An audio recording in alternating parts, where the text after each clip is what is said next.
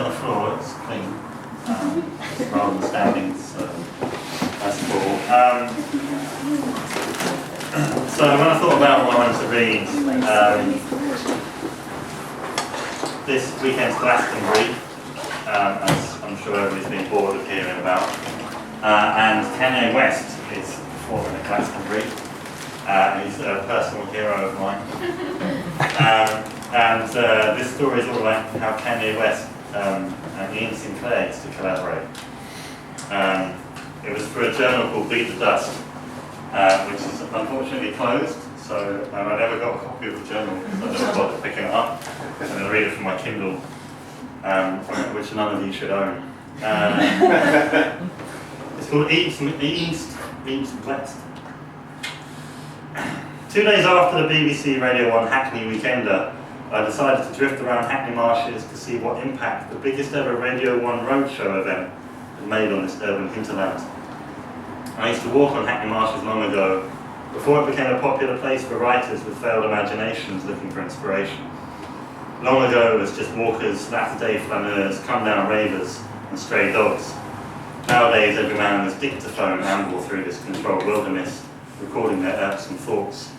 Situationism without the situation, detourment without the detour.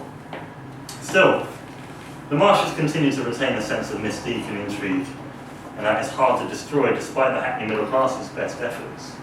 Perhaps my long abstention from meandering its myriad fields and paths allowed me to see it with almost fresh eyes.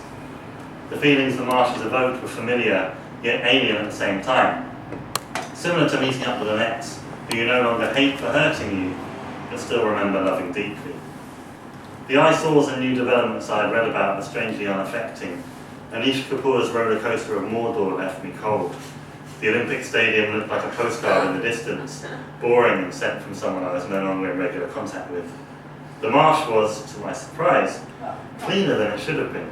I had expected cans of Red Stripe and Evian water bottles to be littered in the border hedges and gathered around the legs of the great pylons.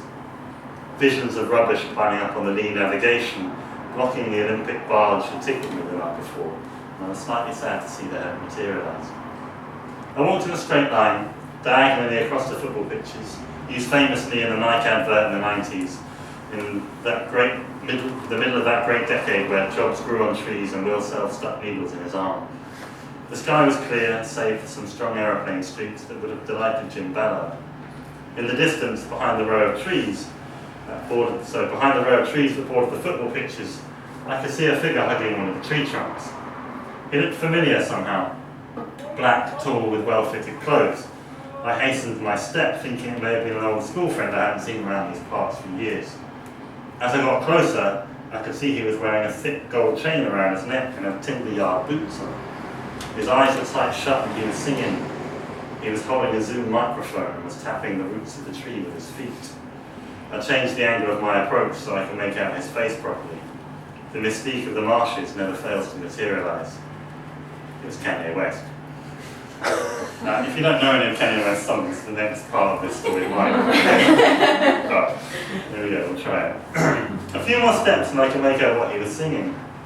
Let's have a toast for the Dipboards. Let's have a toast for the Sinclairs. Let's have a toast for the Will Selves and every one of his stupid tales. Let's have a toast for the Stuart Holmes. You never give a fuck, yo. Baby, I got a plan. Trick around as much as you can. I considered leaving him alone. He looked so happy. Then I realised what was going on. Kanye West was covering his own song in an ode to the exponents of psychogeography on Hackney Marshes on his own to a tree. He didn't see or hear me approach him, so when I tapped him on the shoulder, he jumped back in shock, spun round and put his fist up like Baloo in the Jungle Book. What? Shouted in my face. Put my hands above my head and asked him to calm down. I introduced myself, explained what I was doing on the marshes, that I saw him from a distance and thought he was an old friend. Huh, that's shit cray. I don't like anybody else, kid. I agreed. So are you into this shit too? Kanye said after he looked me up and down and saw my notebook. What, hugging trees? I asked. No, dummy, the marshes. Yeah, I was, until it became populated by other writers. Kanye shook his head and offered me his fifth of bump. Me too, man. I used to love coming here, and now it's all, I don't know, it's been done. You know what I'm saying? I bumped his fist and agreed. Kenny put his arm around my shoulder. I was coming here years ago. I used to see Ian walking around mumbling to himself. We used to sit over on that bench by the broken freestyles and marsh poetics for hours. That man was dope. Complicated rhymes, you know, salient stuff. Words I ain't even heard before. Kenny led me to the bench. He smelled of charcoal and Thierry Mugler's Angel. I noticed how yellow his teeth were for an American. We sat down and Kenny offered me a can of Orangina, shaking it first like a true gentleman. I used to fantasize this place back in Chicago. He continued. It's another line. The open space framed by industrial obelisks. That's not the next line of the song. The strange incongruency of the nature reserve slap bang in the middle of the hood. I nodded, agreeing it was strange. I asked how he discovered the marshes. Sinclair's huge in the project. Everybody's read Sinclair. London Orbital's a classic. The man makes living in a concrete jungle something to be proud of. Then we can discover whatever we want to right on our doorstep. Stuart Home too. Probably can't get enough of Stuart Home. Down and Out in Shoreditch and Hostage could be set anywhere in America. We've got way more hoes and serial killers than you do. I asked him how the Radio 1 Hackney Weekender went. I've seen snatches of it on the television, but I hadn't been able to sit down properly and spend time with it. Oh, you know, same as any big gig. Jay took the limelight until I came on, the crowd went wild. You know that Niggas in Paris tune? That's a grime tune, right? The first time I heard grime was right over there. Kenny pointed to the distance where the banquet table sits. Some crazy Spanish kids were holding a rave. I was out on a regular Derive and I heard this music, like nothing I'd ever heard before. It went something like, you're getting chipped to the floor like that, drag your face across the cloud like bam. It's so raw. That's where I got it, man. And that's why Radio 1 Weekend is set here. They asked me and Jay where we wanted to play, and I said the marshes. Kenny looked at his watch. The sun bounced off every side of every diamond like a strobe light from Stratford Rex. It's a place we used to go right this time. Kit, I've got to go, he said, getting up from the bench. But I like talking to you. You come and walk with me for a bit? I said, yeah. And we followed the path of the brook to Leighton Marsh, where I was shocked to find the indoor basketball courts had taken over this ancient land. Kenny expressed his sympathies, quoting a William Blake poem I'd never heard before. We passed the paddocks on the right and approached Walthamstow Marsh. Kenny took his phone out of his pocket and asked someone to come pick him up. You know, most of my songs are about Hackney, kid. You know, everything I write comes from psychogeographic methodology. I said, no, I didn't know that came from. Gold Digger? That's about the time I took a girl to Springfield Park with a metal detector. Yeah, most people are surprised. Through the Wire? That's about the time I cut through a fence along the tracks of the old Silverlink route so I could paint a train. I asked him what his tag was. It was Tox. But then someone else started copying me, so I stopped. And of course, Jesus Walks is all about psychogeography. Jesus was the first flaneur. The brother works on water aimlessly. He's an inspiration to my work.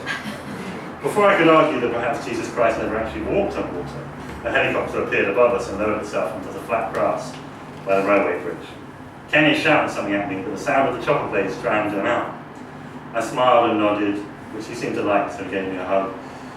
Then he ran over to the helicopter and jumped in, and the chopper lifted off and angled away from the lee navigation towards Hackney Central.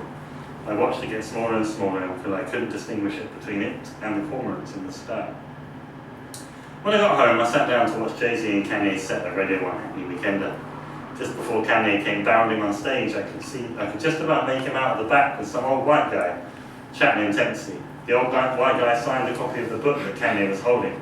Kanye got up and raced towards the stage, ready for Jay-Z's introduction.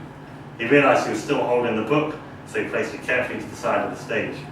I paused the iPlayer and zoomed in. It was a well-thumbed copy of Hackney, that Road Red Empire by Ian Sinclair. A security guard picked it up, and Kanye went on to rock the crowd until the concert was over.